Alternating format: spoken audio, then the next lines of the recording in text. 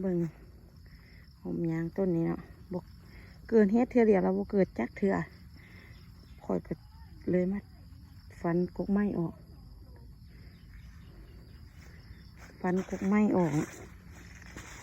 มาเบิ่งบัดนี้มันเกิดเห็ดนะมันฟันกกไม้มาอันนี้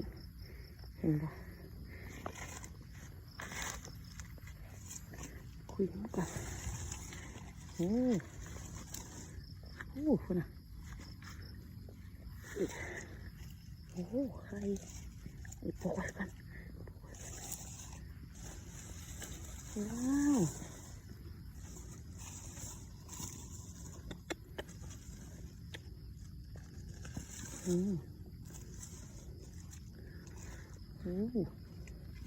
ก็เป็นสายไปเลย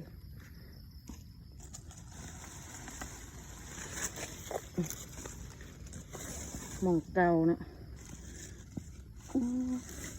เรียกว่าดอกน้อยๆ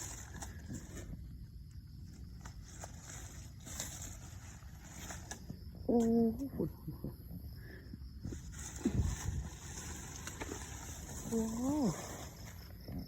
บ่เป็นบ่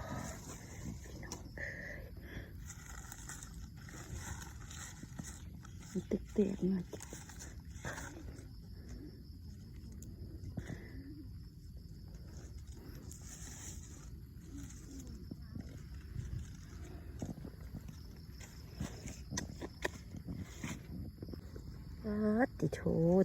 ติโถ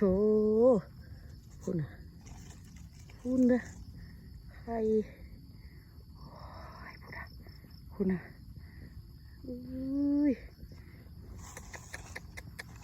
กันนี่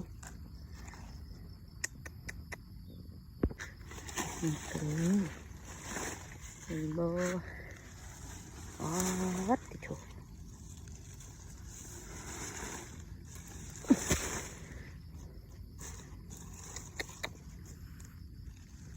เคลียร์พื้นที่ก่อนโอ้ย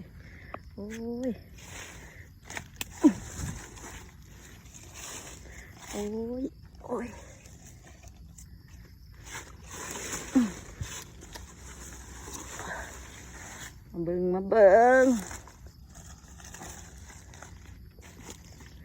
เป็นเวิ้งไปจังสิเนาะ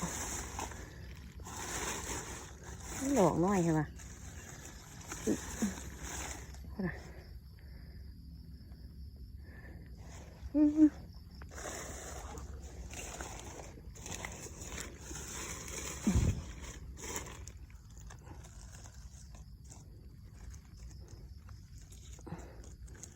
ดอกน้อย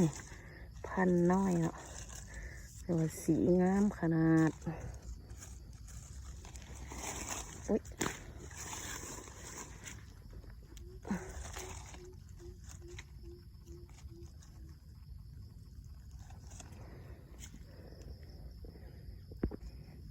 มันคือเป็นแนวนั้น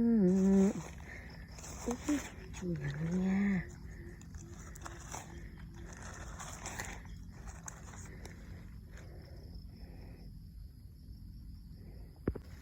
เอาจังไดโอ้ยตายแต่แล้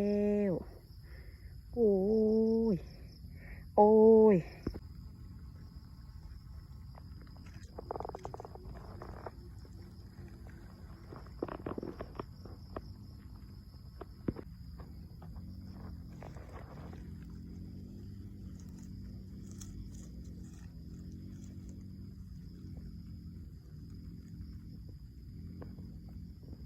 เด้อมาเก็บเห็ดปวกเห็ดละงูกน้ำกันเด้อ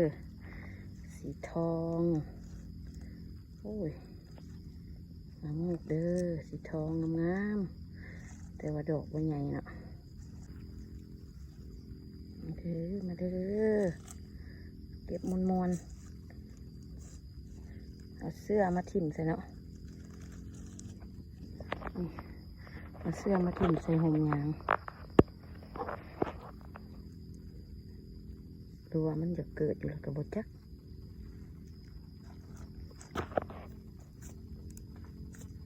ที่มันตกขึ้นเนาะบอกมองนี่เกิดคือเก่า อ้ยทุลักทุเลโอ้ยมีคนจับกล้องให้นะ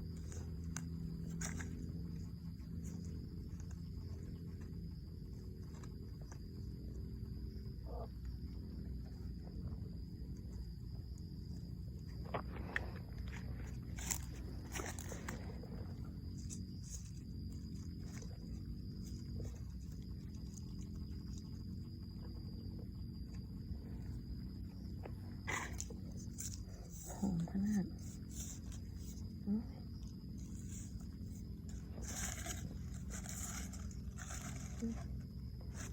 กดไว้ก่อน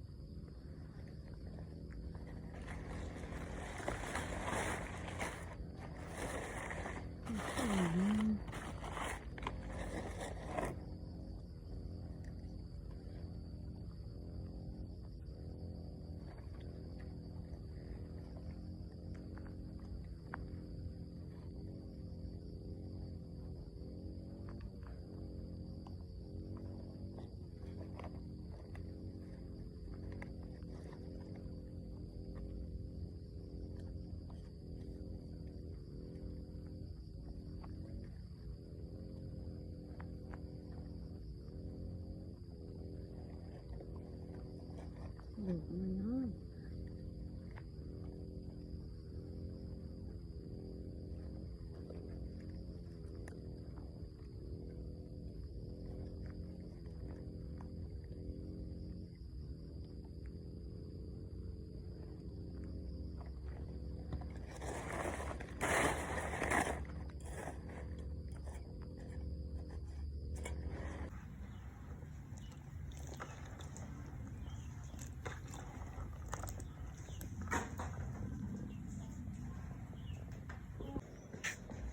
พักติ้วจนพงน้ำบ่ทันเก่งแต่เฮ็ดดูหลายเนาะแต่ว่าคิดว่าสิบ่ใส่พักติ้วคิดว่าจะใส่พักนางเลิศนะจนเหี่ย